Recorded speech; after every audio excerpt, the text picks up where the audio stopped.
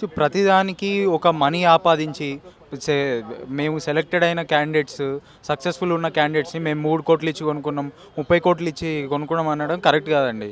ఎందుకంటే మేము ఎన్నో ఫెయిల్యూర్స్ తర్వాతనే వచ్చిన సక్సెస్ ఇది. ఒక్కొక్కరు 3 సార్లు 4 సార్లు యూపీఎస్సీ మెయిన్స్ రాసి అంటే అన్ని సార్లు ఫెయిల్యూర్ చూసిన తర్వాతనే వచ్చిన సక్సెస్ ఇది. ఈ సక్సెస్ని మీరు అపహాస్యం చేస్తూ ఏదో బటగాల్చి మీద వారేసినట్టు 3,00,00,000 ఇచ్చి కొనుక్కున్నారు, 30,00,00,000 ఇచ్చి కొనుక్కున్నారు. మేము కూడా చేయగలుగుతాం ఆరోపణ. మీరు కూడా 30,00,00,000 ఇచ్చి ఎంపీ సీటు కొనుక్కున్నారు, 300,00,00,000 ఇస్తే మీరు ఒక పార్టీ నుంచి ఇంకో పార్టీకి పోయినరు, ఇవన్నీ చెప్పొచ్చు. మొన్న ఏదో అవార్డు వచ్చిందని విన్నాను. Very happy, congratulations to KTR sir.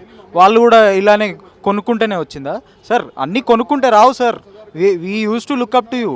మిమ్మల్ని ఇన్స్పిరేషన్గా తీసుకున్న వాళ్ళము. ఇంత డైనమిక్, చదువుకున్న వాళ్ళు రాజకీయాలలోకి రావాలి, చదువుకున్న వాళ్ళు పబ్లిక్ సర్వీస్లో రావాలి అన్న ఆ ఐడియల్స్ నుంచి వచ్చిన వాళ్ళం.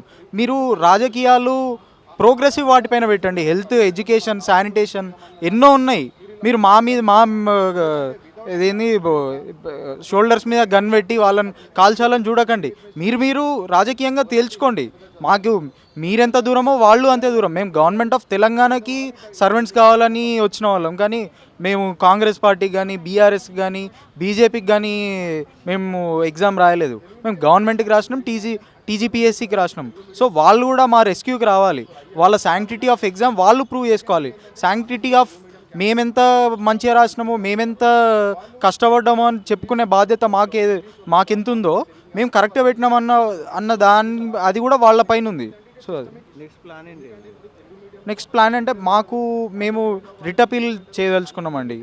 మాకు కాన్స్టిట్యూషనల్గా లీగల్గా ఇచ్చిన right to appeal to higher courts, higher authorities. ఇప్పుడు మాకు సింగిల్ జడ్జ్ బెంచ్లో మా తీర్పు మా వైపు రాలేదు కాబట్టి మేము డివిజన్ బెంచ్కి వెళ్ళాలనుకుంటున్నాం.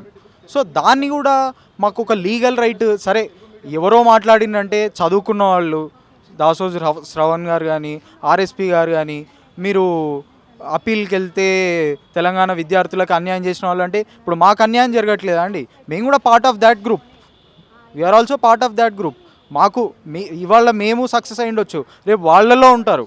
రేపు 300 పోస్టులు పెట్టినా, 400 పోస్టులు పెట్టినా, ఇప్పుడు 563 మంది ఎట్లా వచ్చినామో 400 మంది, 300 మంది నెక్స్ట్ వస్తారు. సో దానికి ఎలా ప్రిపేర్ అవ్వాలని ఉండాలి. సో దానిపైన పెట్టాలి, కానీ ఇవన్నీ ఆరోపణలు బంద్ చేసుకోవాలండి.